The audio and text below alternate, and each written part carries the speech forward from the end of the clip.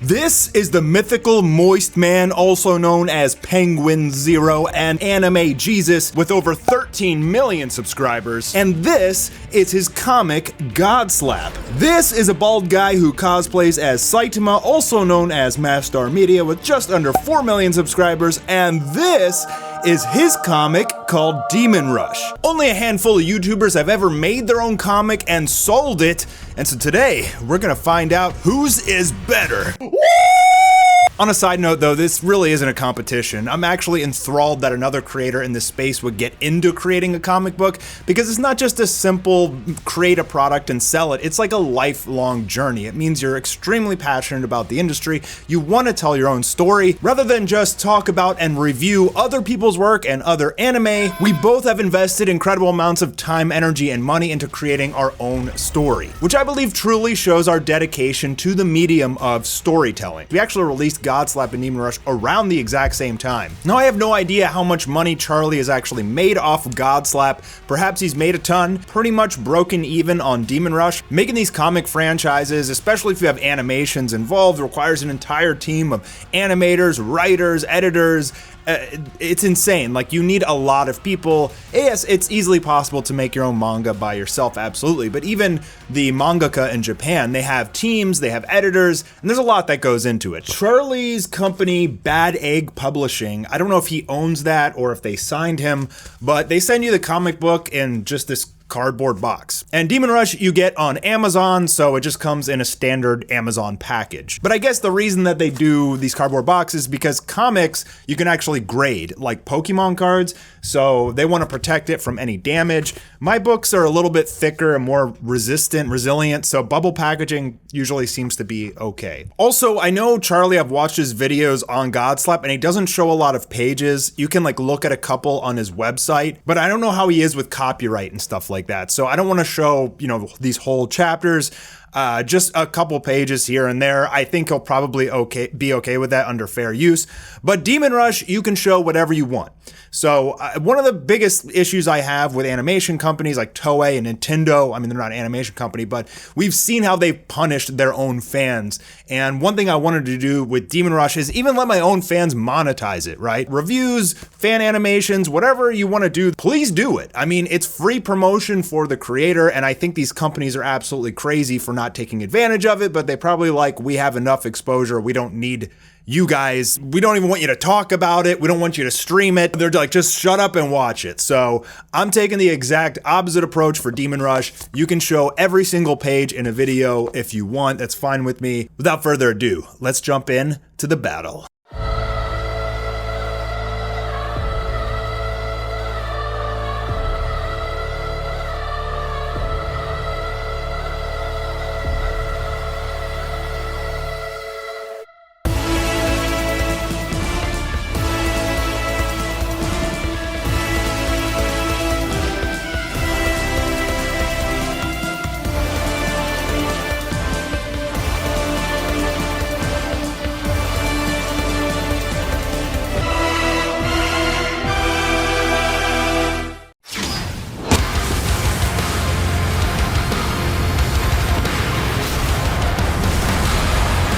So today what we're gonna do is review both of our comics, and the factors that are gonna go into this battle between Mastar and Moisty Man are, I'm gonna try to start with at least the unbiased things. The cost, the number of pages that you get per book, the quality of the books, the potential for a future, and then I'll also include some of the biased things like writing and impressions, but take those with a grain of salt because obviously, I'm freaking biased. Both of us love badass shit.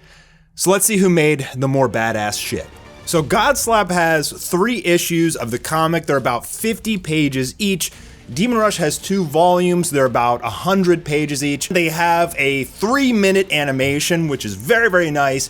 Demon Rush, we have 7 total chapters at the moment, and 8th is on the way. A 6-minute animation with more coming for the next launch. A beautiful, fun, and highly skilled trading card game, which I'm extremely proud of. And by the way, we are coming out with the beta set soon. We got a brand new manufacturer, and the cards just look phenomenal, so I'm super, super pumped. That should be coming out probably late June, and we also have an online version of the game. An animation with another one coming, a trading card game, and a video game of it. So I think in terms of total like franchise reach, I have more content per se, especially considering that beta is going to be like another world premiere major launch with lots of goodies in it. But Charlie has a massive, massive fan base, and they are loyal as well. So without a doubt in my mind, he's sold more copies of Godslap, but I also really haven't done any marketing for Demon Rush yet, like at all, because I've really been waiting for these beta cards to come in, and then I'm gonna do like this crazy mass marketing campaign. So you'll probably be seeing Demon Rush all over the place in the short future. Charlie chose the Western style of art, whereas I went more with the Japanese style of art, considering I am a full-time anime YouTuber and that's what I love. But not to ding Western style art in any means, I think the art in his comic is absolutely stunning. That's really just a matter of preference, so I can't rate, say, my art's better than his art. That's completely subjective. Now, I really love that he has like so much color in this. It's not just pure black and white. He adds color to it in some of the pages. So I believe like, you know, he does it for blood a lot and stuff like that. And I believe that he could have made the whole comic color. Interesting choice, definitely cuts back on the workload for sure. He definitely got me on the fact that there are multiple covers selectable. That's really cool. I don't have that. So he has like 3 different covers per chapter.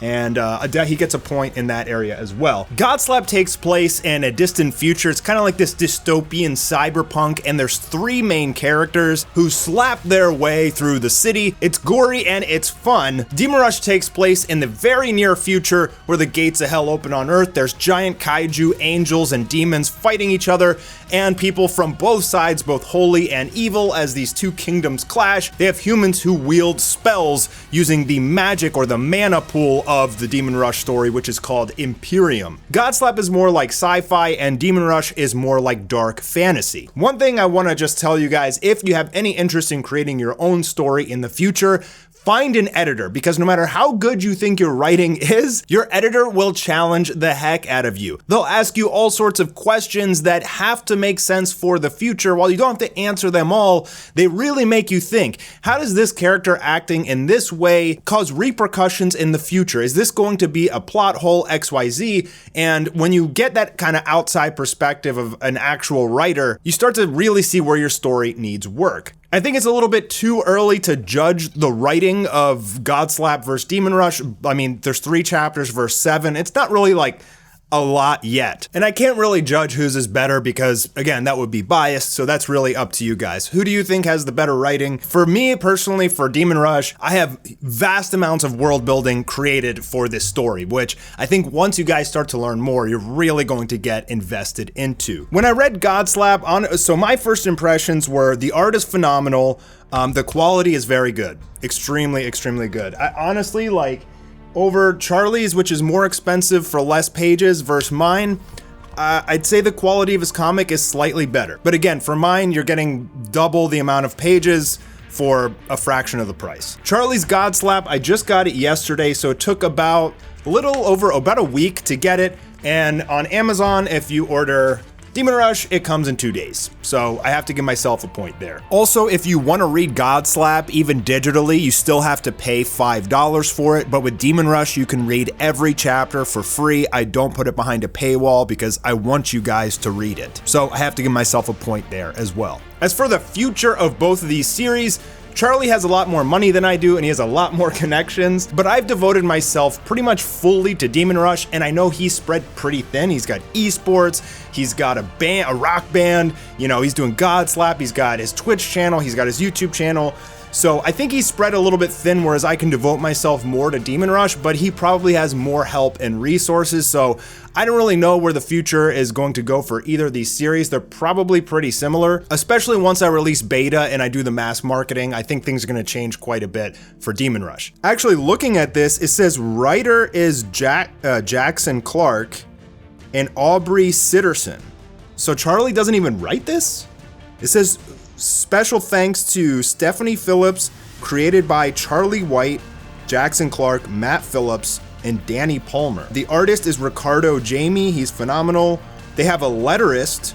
That's interesting. So Pedro, who is my artist, he does the lettering himself. We tried to have a letterist, but like Pedro he's just really good at like knowing how to do the manga style, and I think he's just incredible at it. But it seems like they have a quite a bigger team than we do at Demon Rush. Also, interestingly, he kind of has this like character profile in the opening page so that you can kind of like get in touch with who and what these characters are. And overall, I don't really want to say which one is better. I just wanted to kind of compare two creators who have dove headfirst into this industry, which notoriously isn't very profitable unless it gets picked up by a big company like Netflix or HBO, etc. But we're extremely passionate about it, obviously, and I think that's great. I think that it's really important for creators to try and find a way to jump out of just talking about other people's work, start creating their own products or their own story. I mean, pretty much if you love anime or movies, you probably have it in you to want to create your own one day. And if you do, you can definitely take lessons from this video and from us as creators and our journeys to even get here in the first place.